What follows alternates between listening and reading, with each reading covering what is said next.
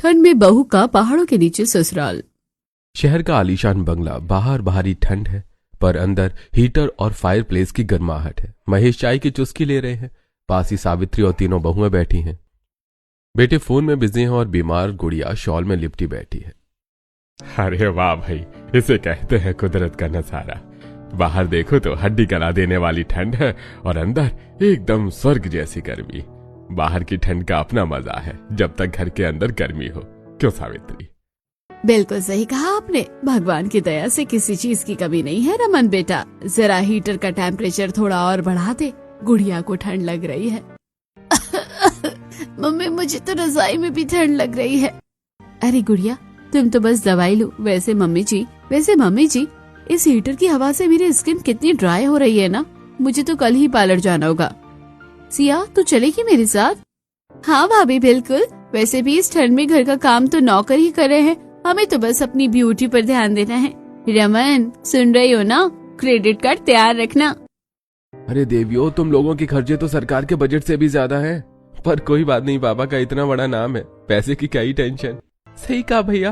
पापा वो नया वाला प्रोजेक्ट अगर फाइनल हो गया ना तो फिर हम अगली सर्दियों में स्विट्जरलैंड जाएंगे। यहाँ की ठंड बोरिंग हो गई है। चिंता मत कर बेटा, वो प्रोजेक्ट मेरी मुट्ठी में है। लक्ष्मी जी हमारे दरवाजे पर खड़ी हैं, बस दरवाजा खोलने की देर है। खाओ पियो ऐश करो। सब जोर से हंसते हैं। महेश जी का वर्कशॉप, चारों तरफ पत्थरों की धूल और अधूरी मूर्तियां रखी हैं। बीच में एक बहुत ही सुंदर और भव्य मूर्ति का मॉडल रखा है। महेश जी एक बड़े बिजनेसमैन मिस्टर खन्ना को वो मॉडल दिखा रहे हैं। तीनों बेटे पीछे खड़े हैं। देखिए खन्ना साहब, ये सिर्फ पत्थर नहीं है, ये मेरी जिंदगी भर की कमाई है। मैंने अपनी रातों की नींद और दिन का चैन सब कुछ इसमें लगा दिया है। यह मूर्ति जब उस चौराहे पर लगेगी तो लोग सदियों तक महेश को याद रखेंगे। महेश जी, आपकी उंगलियों में तो जादू है। मैं तो कहता हूं यह प्रोजेक्ट इतिहास रचेगा। बस आप इन पेपर्स पर साइन कर दीजिए, बाकी सबकी चिंता आप मुझ पर छोड़ दीजिए। पापा जल्दी साइन कर दीजिए, इतना बड़ा अमाउंट है कि हमारी 7 पुश्तें बैठकर खाएंगे। महेश उन पेपर्स पर अपने साइन कर देता है। लो भाई खन्ना साहब, कर दिए साइन। मैंने अपनी कला और अपना भरोसा दोनों तुम्हारे हवाले कर दिए। धोखा मत देना यार। अरे महेश भाई, कैसी बातें करते हो? हम पार्टनर हैं। हम अब भरोसा ही तो बिजनेस की नींव है।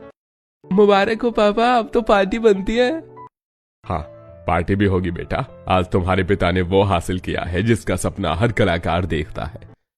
कुछ महीने बीत जाते हैं। घर का सामान बिखरा पड़ा है। पुलिस वाले और बैंक के अधिकारी वहां खड़े हुए हैं। बहुएं एक कोने में रो रही हैं। महेश जी के हाथ में एक लीगल नोटिस है। उनके हाथ कांप रहे हैं। मिस्टर महेश, आपके पास और वक्त नहीं है। कोर्ट का ऑर्डर है, आपकी सारी प्रॉपर्टी, ये घर, वर्कशॉप, सब कुछ बैंक ने जब्त कर लिया है। इस प्रोजेक्ट में आपने जो धोखा किया है उसकी भरपाई इसी से होगी। धोखा? कैसा धोखा? अरे मैंने तो अपनी जान लगा दी थी उस मूर्ति में। खन्ना ने कहा था कि सब लीगल है। वो कहां है? उसे बुलाओ। देखिए खन्ना जी तो सरकारी गवाह बन गए हैं। उन्होंने साफ कहा है कि आपने नकली पत्थर इस्तेमाल किया और करोड़ों का घोटाला किया है। सारे सबूत आपके खिलाफ हैं। अच्छा यही होगा कि आप इज्जत से घर खाली कर दे, वरना धक्के मार कर निकालना पड़ेगा। साहब ऐसा मत करो, ये हमारा पुश्तैनी घर है। मेरे बच्चे कहाँ जाएंगे? बाहर इतनी ठंड है, मेरी बेटी बीमार है, थोड़ी तो दया करो। तुम लोग कुछ बोलते क्यों नहीं? खड़े खड़े तमाशा देख रहे हो। हमारे जेवर, हमारे कपड़े सब ले जा रहे हैं ये लोग। मैं क्या करूं प्रिया, हमारे सारे बैंक अकाउंट फ्रीज हो गए हैं। पापा ने जिस पर भरोसा किया उसी ने हमारी पीठ में खंजर भोंक दिया। धोखा? अरे मेरी कला को धोखा मिला है। जिस शहर को मैंने अपनी कला से सजाया, आज वही शहर मुझे सड़क पर फेंक रहा है। चलिए बहुत ड्रामा हो गया, सील लगाओ घर पर, बाहर निकलिए सब लोग, अभी के अभी। नौकर बाहर सामान फेंकते हैं। बहुएं रो रही हैं। घर महेश एक हारे हुए कलाकार की तरह सिर झुकाए निकल जाते हैं घर से। रात हो चुकी है और कड़ाके की ठंड शहर की ऊंची इमारतों के सामने बेघर परिवार खड़ा है। सबके चेहरे उतरे हुए हैं। पापा अब हम कहाँ जाएंगे? इतनी रात हो गई है और चाचा जी ने तो फोन ही काट दिया। इस शहर में हमारा अपना कोई नहीं है।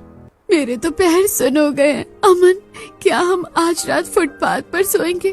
पुलिस वाले वहाँ से भी भगा देंगे। अरे सोना, अब नींद हराम हो चुकी है बेटा। मैंने इन इमारतों को सजाया था और बदले में मुझे क्या मिला? धोखा। पापा, जज्बाती होने का वक्त नहीं है, हमें छत चाहिए, गुड़िया को बुखार चढ़ रहा है। छत ही मिलेगी अमल, लेकिन अब ईंट और इस सीमेंट की नहीं। अब मैं वहां घर बनाऊंगा जिसे कोई बैंक या पुलिस हमसे छीन न सके। जी आप कैसी बातें कर रहे हैं, कहाँ जाएंगे हम? प्रकृति की गोद में, जहां इंसान का लालच ना पहुंच सके। चलो मेरे साथ, आज इस शहर से नाता टूट गया। रात का समय, शहर के बाहरी इलाके में एक टूटी फूटी झोपड़ी है। एक गरीब आदमी रामू ने महेश के परिवार को पनाह दी है। वो जमीन पर बैठकर खाना खा रहे हैं। भाई, आज तुमने हमें बचा लिया। हमारे अपने खून ने मुंह मोड़ लिया था, पर तुमने अनजान होकर भी दरवाजा खोल दिया। अरे साहब, अमीरों के पास मकान बड़े होते हैं और गरीबों के पास दिल। आप आराम से सो जाइए, यहाँ ठंड नहीं लगेगी। भगवान तुम्हारा भला करे भैया, आज पता चला है कि असली इंसानियत महलों में नहीं झोपड़ियों में बसती है। अगली सुबह पूरा परिवार वहां से चल दिया।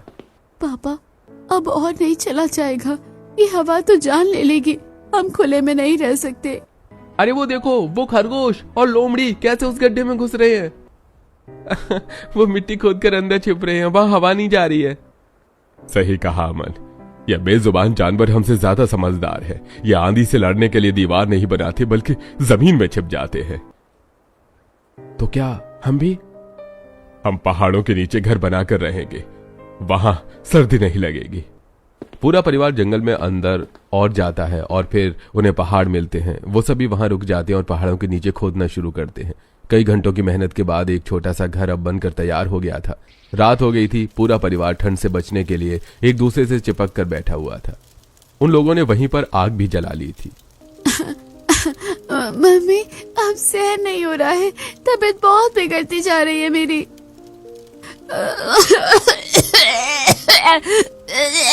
ये आज पहुंचा दीजिए ना, मेरा दम घुट रहा है, मुझे खांसी बहुत उठ रही है। बस थोड़ा सा बर्दाश्त कर ले बेटी, बाहर बहुत बर्फ है। आग बुझा दी है, आग बुझा दी तो हम सब अकड़ जाएंगे। पापा जी, ये कैसा घर है? हीटर की जगह धुआं और बिस्तर की जगह पथरीली जमीन। मेरी तो कमर टूट गई है। अरे चुप कर रिया, कम से कम छत तो है। बाहर देखो, हवा चाकू की तरह चल रही है। सही कह रहा है अमन, गद्देदार बिस्तर ने हमें कमजोर बना दिया था, ये पत्थर हमें मजबूत बनाएगा। मजबूत बनाकर क्या करेंगे पापा? पेट में तो अनाज का एक दाना नहीं है, क्या खाएंगे? भगवान ने चोंच दी है तो चुग्गा भी देगा। सो जाओ, सो जाओ सब। एक दूसरे की गर्मी ही आज हमारा हीटर है। अगली सुबह जंगल में और सर्दी बढ़ गई थी। रमन अमन जंगल में गए थे कुछ खाने को लेने के लिए, लेकिन उन्हें कुछ फल मिल गए। फिर उन्होंने बर्फीली पानी में मछली पकड़ने की कोशिश की। भैया, मेरे पैर महसूस नहीं हो रहे हैं, ऐसा लग रहा है जैसे किसी ने काट दिए हों। हिम्मत रख अमन, अगर मछली नहीं मिली तो घर पर सब भूखे रहेंगे। पापा और गुड़िया का चेहरा याद कर। अरे कोई मछली है ही नहीं यहाँ पर, हम बेकार जान जोखिम में डाले हैं। वक्त भी क्या खेल खेलता है। दूसरी तरफ बहुएं लकड़ियां ढूंढ रही थी आग जलाने के लिए। सिया, जरा इसे देख, ये खाने लायक है या जहर? मुझे तो आलू जैसा लग रहा है। पता नहीं भाभी, पर भूख इतनी तेज लगी है कि अब तो जहर भी मीठा लगेगा। उठा लो। उफ, जिन हाथों में मैनिक्योर होता था वो आज जंगल में लकड़ियां बिन रही हैं। हाथ जल्दी चलाओ, अंधेरा होने से पहले लकड़ियां इकट्ठी कर लो। शाम को लौटते वक्त परिवार को झाड़ी के पास एक गाय और हिरन का बच्चा ठंड से ठिठुरते हुए मिलते हैं। अरे देखो, बेचारे कैसे ठिठुर रहे हैं। इनकी आंखों में बिल्कुल हमारी तरह डर है। सिया, आगे चलो, हमारे पास खुद के लिए जगह नहीं है, हम कोई चिड़ियाघर नहीं चला रहे। रमन प्लीज, अगर हमने इन्हें मरने के लिए छोड़ दिया तो हम में और उन शहर वाले धोखेबाजों में क्या फर्क रह जाएगा? भाभी सही कह रही हैं भैया, जगह थोड़ी टाइट हो जाएगी पर दिल तो बड़ा रख सकते हैं ना। ले चलो इन्हें अंदर, ये बेजुबान शिकायत नहीं करेंगे, बस पनाह मांग रहे हैं। वैसे भी गाय माता है, इसके आने से बरकत ही होगी। इंसान और जानवर बस एक ही छत के नीचे आग के पास बैठे हैं। इसे कहते हैं कुदरत का इंसाफ। आज हम सब बराबर हैं, कोई राजा नहीं, कोई रंग नहीं, बस सब जीव हैं तो जीना चाहते हैं। बाहर सर्दी बढ़ती जा रही थी। अंदर घर में अलाव की हल्की रोशनी है। सब सो रहे हैं पर महेश जाग रहे हैं। उनकी नजर कोने में पड़े एक पत्थर पर पड़ती है। वो जेब से छोटी सी छैनी निकालते हैं। तेरा क्या कसूर मेरे दोस्त, दुनिया ने मुझे ठुकराया है, मेरी कला को थोड़े तू तो पत्थर है, तू धोखा नहीं देगा। महेश जी बहुत धीरे धीरे पत्थर तराशने लगते हैं। रमन की आंख खुलती है और वो पिता को काम करते देखकर दुखी हो जाता है। पापा, आपने कसम खाई थी कि छेनी नहीं उठाएंगे, पर हुनर को कौन कैद कर सकता है? ये पत्थर ही अब आपका मरहम है। अगले दिन रमन और उसके दोनों भाई काम की तलाश में बाजार गए। रमन ने वो मूर्ति अपने पास रखी थी जिसे उसके पिता ने रात को जागकर बनाया था। वो एक दुकानदार के पास पहुंचता है और उसे मूर्ति को देता है। अरे भाई साहब, ये कहां से लाए? ये फिनिशिंग तो बड़े बड़े कारीगरों के हाथ में नहीं देखी। चोरी की तो नहीं है? सेठ जी, ये मेहनत की है, चोरी की नहीं है। मेरे पिताजी ने बनाई है। घर में राशन नहीं है, वरना इसे मैं कभी ना बेचता। बताइए क्या देंगे इसका? अरे ले भाई, ये ले 2000 रुपए। हर चीज में दम है, और हो तो ले आना। पैसे लेकर रमन और उसके भाई वहां से चले जाते हैं। उन्होंने अपने घर का राशन और पहनने के लिए कुछ कपड़े लिए थे। अरे रमन, ये सब कहाँ से आया? तूने कहीं कुछ गलत काम तो नहीं किया? रमन सच बता, पैसे कहां से आए? मैंने कहा था भूखे मर जाएंगे, पर किसी के आगे हाथ नहीं फैलाएंगे। पापा, मैंने हाथ नहीं फैलाया। यह आपकी कमाई है। वो जो रात को आपने पत्थर तराशा था, उसे ही बेच कर आया हूँ। आपकी कला ने आज हमें खाने के लिए पैसे और पहनने के लिए कपड़े दिए हैं। मुझे लगा था मेरी कला श्राप बन गई है, पर आज पता चला ये तो वरदान है। तूने मेरी आंखों से पट्टी हटा दी रमन। चलिए माँ जी, आज चूल्हा जलेगा। आज हम पेट भरकर रोटी। समय बीत जाता है। एक दिन की बात है। रमन, अमन और नमन लकड़ियां जमा कर रहे थे। तभी उन्हें पेड़ के नीचे एक गरीब परिवार ठंड से सिकुड़ा हुआ दिखता है। मोहन और उसकी पत्नी बच्चे को छाती से लगाई कांप रहे थे। भैया देखो, वहां कोई मुसीबत में लग रहा है। भैया मदद कर दो। अरे तूफान ने झोपड़ी उड़ा दी, मेरा बच्चा ठंड से मर जाएगा। हमने मदद मांगी पर किसी ने दरवाजा नहीं खोला। इनकी हालत तो हमसे भी बदतर है। हमारे पास तो फिर भी एक छोटा सा घर है, लेकिन ये तो खुले में। उठो भाई, अरे यहाँ बैठे रहे ना तो बर्फ बन जाओगे। कहाँ जाए मालिक, हमारे पास तो कुछ भी नहीं है। हमारे साथ चलो। हमारे पास महल नहीं है, पर पत्थर की पक्की छत जरूर है। खाना रूखा सूखा है, पर दिल से खिलाएंगे। आ जाओ, आ जाओ मेरे शेर, अब तुझे ठंड नहीं लगेगी। सभी उसे नए परिवार को अपने पहाड़ वाले घर में ले जाते हैं। कुछ समय बीत जाता है। तीनों बेटे काम की तलाश में पास के गांव गए थे। चारों तरफ बहुत ठंडी हवा चल रही है। एक घमंडी जमींदार ठाकुर रमन, अमन और नमन मैले कपड़े में उसके सामने खड़े हैं। ठाकुर साहब, कोई भी काम दे दीजिए, बर्फ हटाने का या खुदाई का। घर में राशन नहीं है। काम? अरे तुम लोगों के हाथ देखे हैं, लकड़ियों जैसे कोमल हैं। शहर के बाबू लगते हो। यहाँ मजदूरी करना तुम्हारे बस का काम नहीं है। मालिक, हाथ कोमल जरूर है, पर इरादे नहीं। आप मौका दीजिए, शिकायत नहीं आएगी। ठीक है, मेरे खेत में काम करना होगा।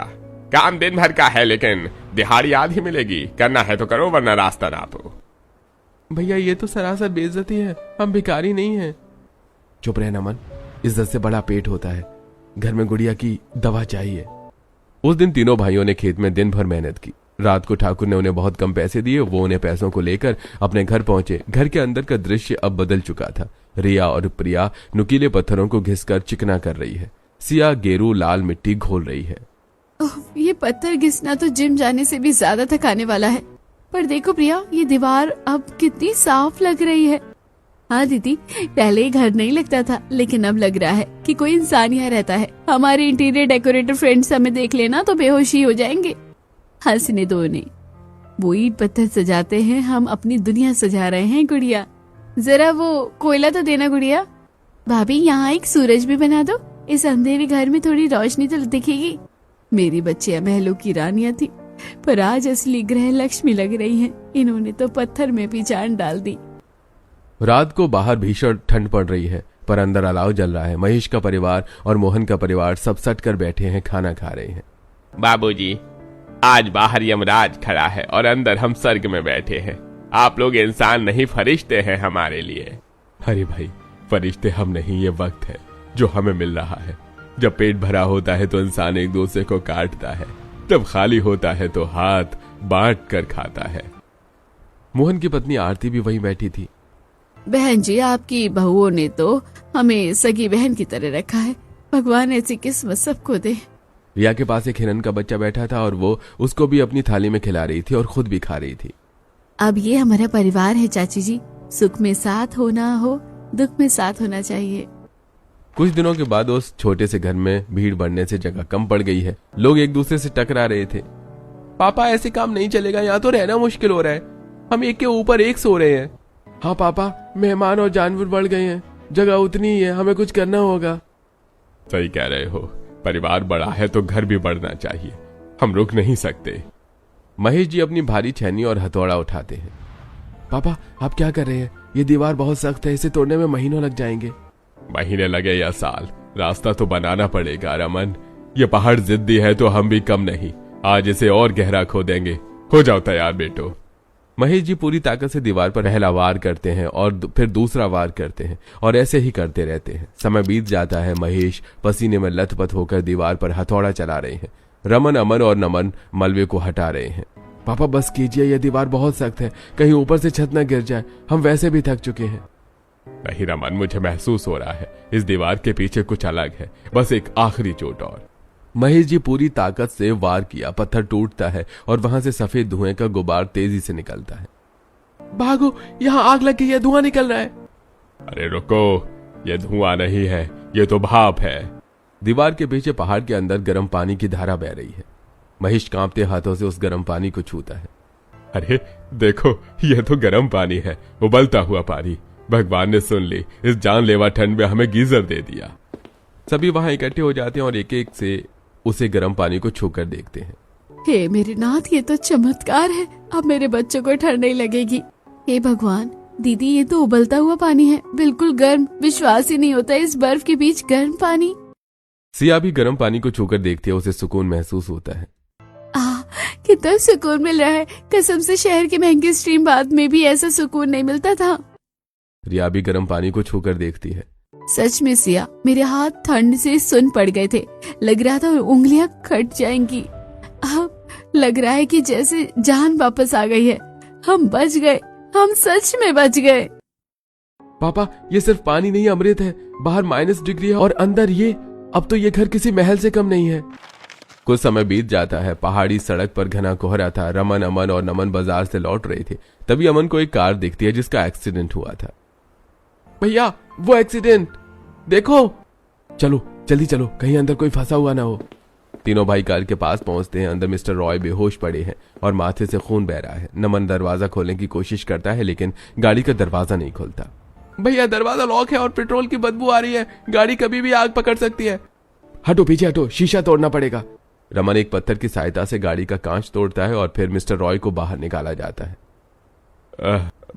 बचाओ, मत बचाओ मुझे, मत बचाओ मुझे। सांस चल रही है, इनका शरीर पर ठंडा पड़ रहा है, अस्पताल बहुत दूर है भैया, हम इन्हें अपने घर ले चलते हैं। और वैसे भी इनको चोट ज्यादा नहीं लगी है, जल्दी ठीक हो जाएंगे। अभी तीनों मिलकर मिस्टर रॉय को अपने घर के अंदर ले जाते हैं। मिस्टर रॉय को एक कंबल उड़ाया जाता है और थोड़ी देर में वो होश में आ जाते हैं। मैं कहाँ हूं? क्या मैं मर गया हूं? अरे आप जिंदा हैं साहब और बिल्कुल सुरक्षित है। ये हमारा घर है, ये चाय पीजिए, ताकत आएगी। घर?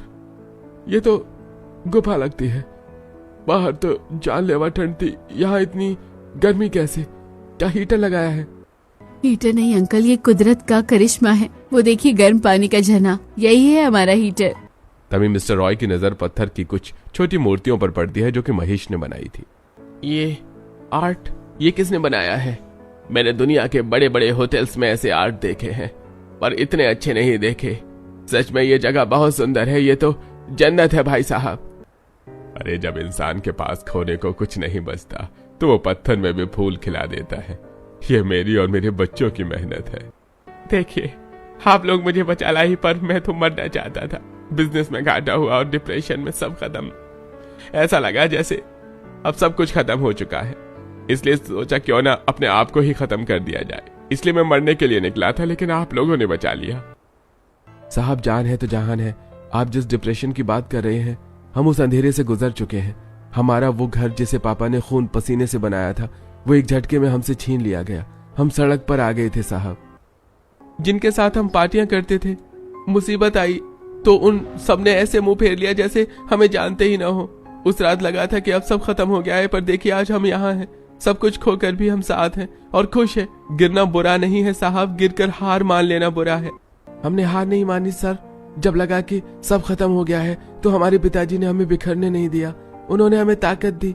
आज ये गुफा ही हमारी दुनिया है और सच कहूं तो उस आलीशान बंगले से ज्यादा सुकून हमें यहाँ मिलता है। आपकी बातें सुनकर मुझे शर्म आ रही है। मैं तो थोड़े से घाटे में ही जिंदगी से हार मान बैठा था, लेकिन आप लोगों ने सब कुछ खोकर भी हार नहीं मानी। दुख छोटा या बड़ा नहीं होता साहब, फर्क सिर्फ नजरिए का है। असली ताकत जेब में नहीं जिगर में होती है। आप कमजोर नहीं है, बस वक्त की थोड़ी धुंध थी जो अब हट गई है। महेश जी, आप एक बहुत अच्छे खजाने के ऊपर बैठे हैं और आपको खबर भी नहीं है। खजाना? हमारे पास तो फूटी कौड़ी नहीं है साहब। यह जगह, ये गर्म पानी का झरना, ये पहाड़ के अंदर बना महल और आपकी कलाकारी, ये किसी अजूबे से कम नहीं है। आप क्या कहना चाहते हैं?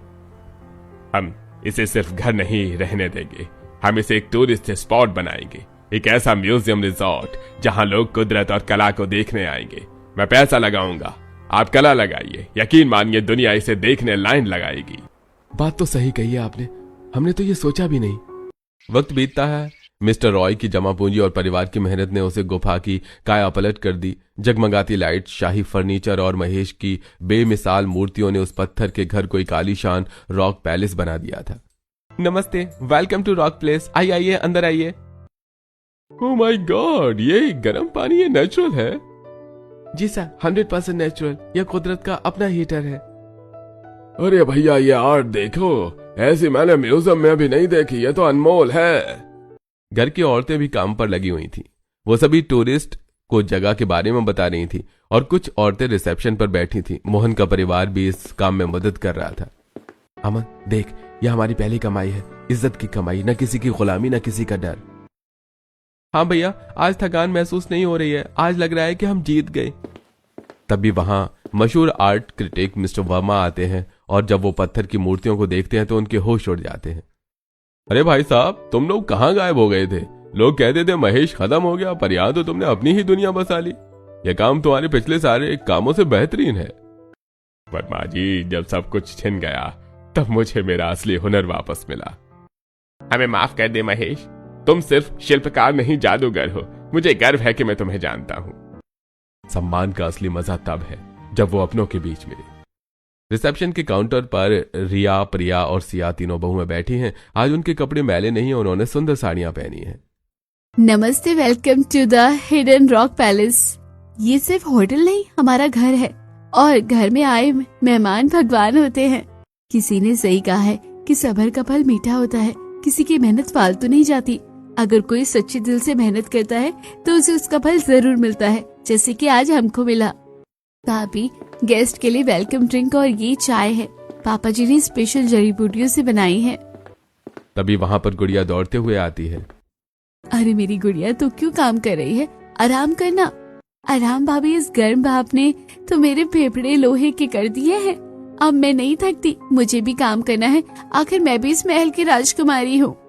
शाम का सुहाना वक्त गर्म पानी के झरने के किनारे एक बहुत बड़ी पत्थर की टेबल सजी है। महेश, सावित्री, तीनों बेटे, तीनों बहुएं, गुड़िया, मिस्टर रॉय और मोहन का परिवार सब एक साथ बैठे हैं। सबके हाथों में मिट्टी के कुल्हड़ हैं जिनमें से भाप निकल रही है। महेश जी, मैंने दुनिया भर की स्कॉच पी है, पर कसम से इस कुल्हड़ वाली चाय में जो नशा है वो कहीं नहीं है। ऐसा लग रहा है जैसे मैं अमृत पी रहा हूँ। सही कहा रॉय अंकल, जब हम शहर में थे तो इसी तरह एक साथ बैठकर चाय पीते थे, लेकिन तब इतना मजा नहीं आता था जितना आज आ रहा है। अरे बाबूजी, आपने हमें सड़क से उठाकर यहाँ बिठाया है, हमें तो अब भी लगता है कि कोई सपना देख रहे हैं। सपना नहीं बेटा, यह हकीकत है। दुख ने हमें जोड़ा था, अब सुख ने हमें बांध लिया है। अब हम सब एक परिवार हैं। पापा, आपको याद है वो शहर वाला घर, वो एसी, वो हीटर, वो मखमली सोफे? कभी कभी उनकी याद आती है। याद नहीं अमन, वो घर ईंटों का था पर रिश्ते कच्चे थे। वहां हम साथ होकर भी अलग थे बेटा। वो अमीरी कांच की थी, एक ही चोट में टूटकर बिखर गई, लेकिन ये अमीरी पत्थर की है, ये कभी नहीं टूटेगी क्योंकि इसकी नींव हमने अपने पसीने और प्यार से रखी है। पापा जी, शहर में जब मेरी हीरे की अंगूठी खो गई थी तो मैं 3 दिन तक रोई थी। मुझे लगता था मेरी सुंदरता चली गई, लेकिन आज मेरे हाथों में ये छाले हैं और सच कहूँ तो ये मुझे उस हीरे से ज्यादा कीमती लगते हैं, क्योंकि उस हीरे ने ना सिर्फ मेरी उंगली सजाई थी, लेकिन इन छालों ने मेरा परिवार बचाया है। सही कह रही हो दीदी, वहाँ हमारे पास बड़े बड़े कमरे थे, पर हम सब अपने अपने फोन और दरवाजों के पीछे कैद थे। पता है, मुझे हमेशा लगता था कि खुश रहने के लिए शॉपिंग और पार्टियां चाहिए। हम खुशियां खरीद रहे थे, जी नहीं रहे थे। आज हमारे पास क्रेडिट कार्ड नहीं है, बैंक बैलेंस नहीं है, पर देखिए हम हंस रहे हैं, बिना किसी शर्त के हंस रहे हैं। सभी एक साथ बैठकर चाय पी रहे थे और गर्म पानी के झरने को देख रहे थे और सब हंस रहे थे।